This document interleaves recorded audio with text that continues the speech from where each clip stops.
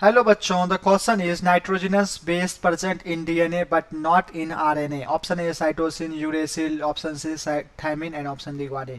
सबसे पहले हम बात करते हैं नाइट्रोजन बेस के बारे में। नाइट्रोजन बेस जो होता है ये दो प्रकार का होता है। सबसे पहले कौन कौन सा होता है बच्चे? ये होता है एक प्यूरिन। कौन सा होता है बच्चे? प्यूरिन। और दूसरा क्या होता है? पायरिमिडिन। दूसरा क्या होता है बच्चे? पायरिमिडिन। दूसरा क्या होता है? पायरिमिडिन। प्यूरिन और पायरिमिडिन होता है नाइट्रोजन बेस होता है, ठीक है। प्यूरिन और पायरिमिडिन क्या होता है? पायरिमिडिन। अब अगर आप पायरिमिडिन के एग्जाम्पल के बारे में बात करें तो इसमें आता है साइटोसिन और यूरेसिल एंड थायमिन।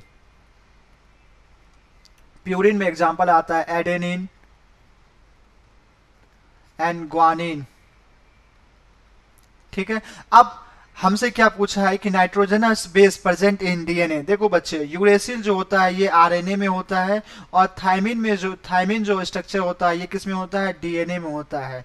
तो पैरामिडिन का स्ट्रक्चर यूरेसिल आरएनए में, और पैरामिडिन का स्ट्रक्चर थायमिन जो थायमिन है वो किस में होता है? डीएनए में। तो चलिए, हमसे क्वेश्चन क्या पूछा है? Nitrogen base present in DNA but not in RNA. ऐसे नाइट्रोजन बेस का नाम बताना है जो डीएनए में तो प्रेजेंट होता है लेकिन आरएनए में प्रेजेंट नहीं होता है। तो डीएनए में क्या साइटोसिन होता है? हाँ बच्चे, डीएनए में साइटोसिन होता है।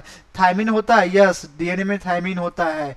और ग्वानिन होता है? जी हाँ, ग्वानिन भी होता है। एडेनिन प्यूरिन तो होता ही है, बस डिफरेंसेस क्या है यहाँ?